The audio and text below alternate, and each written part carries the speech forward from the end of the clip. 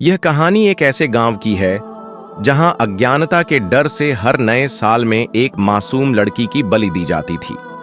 बलि ऐसी कि उसे एक पेड़ के नीचे लटकाया जाता, एक भेड़िया आता और उसका दिल निकाल कर पेड़ के नीचे छिपा देता। लेकिन जब भेड़िए ने एक हाफिजा एक कुरान लड़की का दिल निकालने की कोशिश की तो जमीन कांप उठी, आसमान थरथराने लगा। यह घटना बहुत ही सबकामोज और दिलचस्प है, तो इसे दिल के कानों से सुने। यह कहानी एक गांव की है जो एक घने, खामोश और रहस्यमयी जंगल के किनारे बसा था।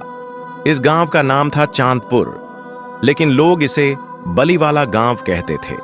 यहां हर साल की शुरुआत में कुछ ऐसा होता जो बाहर की दुनिया के लिए एक किंवदंती था, लेकिन यहां के लोगों के लिए डरावनी हकीकत। नए साल की पहली रात जब आसमान स्याही में डूब जाता, तारे गायब हो जाते और हवाएं सन्नाटे में बदल जाती, गांव के बीच में एक बुजुर्ग बाबा रशीद नगाड़ा बजाता और ऐलान करता, वक्त आ गया, पेड़ भूखा है, भेड़िया गरज रहा है, वह एक लड़की मांगता है, जल्दी करो।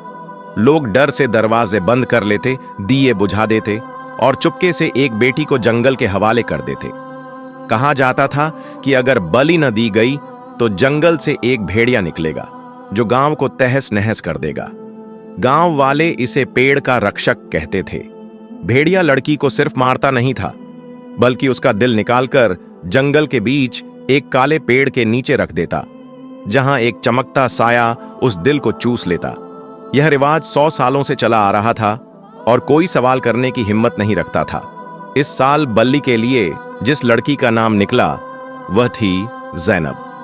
ज़ैनब केवल 17 साल की थी, लेकिन हाफिजा ए कुरान, नरम दिल, पर्देदार, नेक और तकवा वाली। उसकी माँ एक विधवा के लिए ज़ैनब ही सब कुछ थी। जब बाबा रशीद ने नगाड़ा बजाया और ज़ैनब का नाम पुकारा, गांव में सन्नाटा छा गया। लोग हैरान थे, ज़ैनब का नाम कैसे? कुछ ने फुसफुसाहट की, लेकिन कोई खुलकर नहीं बोला। गांव के सरदार हाजी बिलाल ने कहा, पेड़ खुद चुनता है, हम तो बस जरिया हैं, अगर रोके तो भेड़िया सब कुछ तबाह कर देगा। ज़ैनब की मां रोती रही, मेरी बेटी को कैसे दे दूं? मगर किसी ने नहीं सुना। ज़ैनब खामोश रही। उसने अपनी मां को देखा और कहा, अम्मी, अगर सब बचते हैं तो यही मेरा नसीब है। रात को ज़ैनब को बलि के लिए तैयार किया गया। गांव वालों ने उसे जंगल की ओर ले जाने की तैयारी की, लेकिन उसी रात एक बुजुर्ग फकीर आबिद गांव में दाखिल हुए। वह एक आलिम, अल्लाह वाला इंसान थे। जब उन्हें ज़ैनब की बलि का पता चला, वह गांव के मैदान में पहुंचे जहां ज़ैनब रस्सियों से बंधी खड़ी थी। उसका शरीर कांप रहा था, आंखों से आंसू बह रहे थे। फकीर आबिद ने ऊंची आवाज में कहा, ऐ लोगो, ये जुल्म बंद करो, अल्लाह के नाम पर रुक जाओ। हाजी बिलाल गुस्से से बोला, तू कौन है हमें रोकने वाला? क्या ये तेरी बेटी है? फकीर आबिद ने गहरी सांस ली। हां, हर बेगुनाह बेटी मेरी बेटी है। तुम शिर्क की दलदल में डूब चुके हो। यह भेड़िया तुम्हारी आजमाइश है, माबूद नहीं। तुम अल्लाह को छोड़कर एक जानवर से डर रहे हो। एक शख्स चीखा, अगर यह रस्म न होती तो भेड़िया हमें चीर देता। पिछले साल बलि न दी तो 2 आदमी मारे गए। फकीर आबिद ने आसमान की ओर हाथ उठाए, यह तुम्हारा वहम है या शैतान का जाल? अगर किसी की जान देनी है तो मेरी ले लो, लेकिन इस हाफिजा कुरान का खून मत बहाओ। हवा में सन्नाटा छा गया। कुछ औरतें चीखने लगीं, कुछ मर्द पीछे हटे, लेकिन हाजी बिलाल और उसके साथी गुस्से से भड़क उठे। एक ने फकीर आबिद को धक्का दिया, दूसरा चिल्लाया, यह हमें हमारी रस्म से रोकता है, इसे गांव से निकालो। लोगों ने फकीर आबिद को घसीटना शुरू किया, लेकिन वह कलमा पढ़ते रहे, ला इलाहा इल्लल्लाह मुहम्मदुर रसूलुल्लाह, यह शिर्क है, जुल्म बंद करो। उसी लम्हे ज़ैनब दौड़ती हुई आई और फकीर आबिद के कदमों में गिर पड़ी। बाबा, मुझे बचा लें, आप वही हैं जो मेरे ख्वाब में आते थे। फकीर आबिद ने उसे सीने से लगाया और आसमान की ओर देखकर कहा, ऐ रब, अगर तेरी रजा है कि मैं इस बेटी के लिए जान दूं तो मेरी जान हाजिर है, लेकिन इस धरती पर एक और बेगुनाह का खून न गिरे। अचानक एक जोरदार गड़गड़ाहट सुनाई दी। भेड़िए की आवाज जंगल से आई। गांव वाले सहम गए, कुछ भागे, कुछ वहीं ठिठक गए। हैरत की बात यह थी कि बाबा रशीद, जो नगाड़ा बजाता था, अपनी बेटी का नाम कभी बलि के लिए नहीं निकलवाता था। वह दूसरों की बेटियों को बलि चढ़ाता था। उस रात कुछ मर्द मशालों के साथ ज़ैनब को बांसों से बंधी चारपाई पर जंगल की ओर ले जा रहे थे। उनके चेहरों पर न शर्म थी न रहम, बस डर था। पीछे फकीर आबिद भी थे, जिन्हें गांव वालों ने धमकी दी थी कि अगर इतना दर्द है तो ज़ैनब के साथ जाकर जान दे। जंगल में दाखिल होते ही हवा भारी हो गई। पेड़ फुसफुसा रहे थे, जमीन सांस रोके इंतजार में थी। उस मनहूस जगह पर जहां हर साल बलि दी जाती थी, ज़ैनब को रस्सियों से बांध दिया गया। वह चीख रही थी, बाबा मुझे बचाए, मैं हाफिजा ए कुरान हूं, मेरा कसूर क्या है? फकीर आबिद उसके पास बैठे, उसके आंसू पोंछे और कहा, बेटी क्या तुमने मुझे पहले देखा है?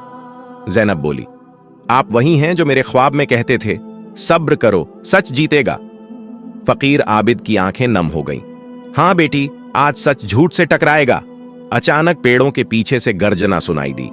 जमीन कांप उठी, मशालें डगमगाईं। फिर वह आया, वह भेड़िया जिसकी आंखें अंगारों की तरह दहक रही थीं। वह ज़ैनब के करीब आया, झपटने को तैयार, लेकिन फकीर आबिद ने आंखें बंद कीं और ऊंची आवाज में कुरान की तिलावत शुरू की। जैसे ही आयतें गूंजी, भेड़िया रुक गया। उसने सिर झटका जैसे तकलीफ में हो और पीछे हट गया। फकीर आबिद की आवाज और बुलंद हुई, ए भेड़िया, तू अल्लाह की मखलूक है, फिर क्यों बेगुनाहों का खून बहाता है? ये लड़की हाफिजा ए कुरान है, तू इसका खून कैसे ले सकता है? कौन है जो तुझे मजबूर करता है? भेड़िए का शरीर कांपने लगा, उसकी आंखों में आंसू आ गए।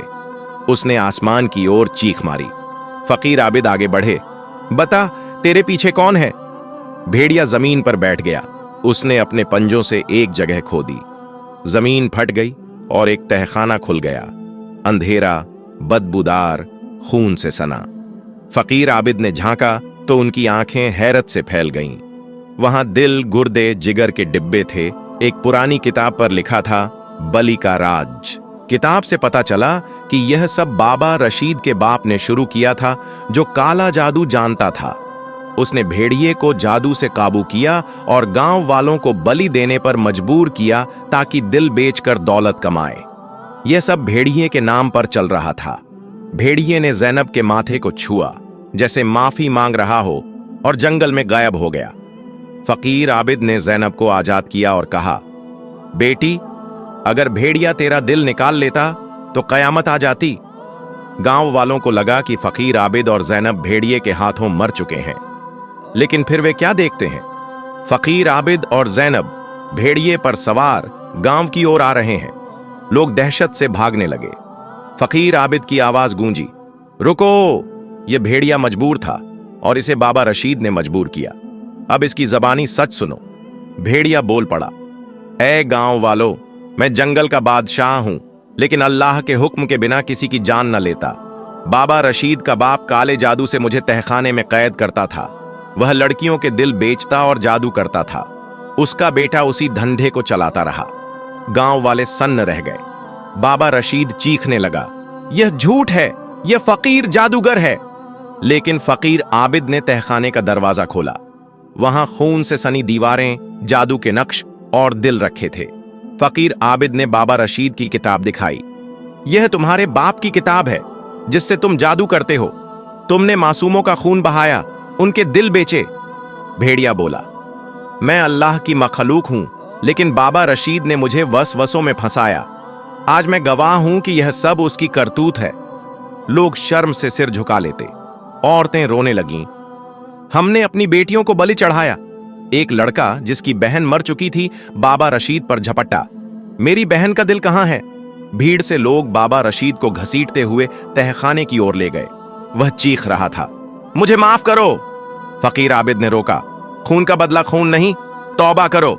लेकिन एक बूढ़ी मां बोली, इसे भेड़िए के हवाले करो, जैसे इसने हमारी बेटियों को किया। भेड़िया बोला, अगर इसे मुझे दो, मैं इस गांव को हमेशा के लिए छोड़ दूंगा।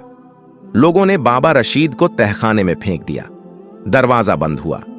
एक गड़गड़ाहट, एक चीख, फिर खामोशी। दरवाजा खुला तो भेड़िया बाहर आया।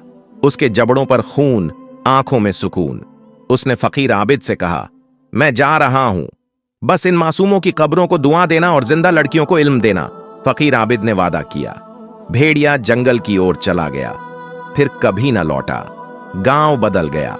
तहखाने पर मस्जिद बनाई गई, जहां कुरान की आवाजें गूंजती थीं। ज़ैनब ने मदरसा बनाया, जहां वह लड़कियों को कुरान और शिर्क के खिलाफ जागरूकता देती थी। फकीर आबिद ने गांव वालों से कहा, तुमने शिर्क किया, पेड़ को माबूद बनाया। इल्म न होना गुनाह नहीं, न सीखना गुनाह है। यह मदरसा तुम्हारी पनाह गाह है। कुछ दिन बाद फकीर आबिद अगले गांव चले गए, लेकिन ज़ैनब से कहा, बेटी अब तेरी बारी है।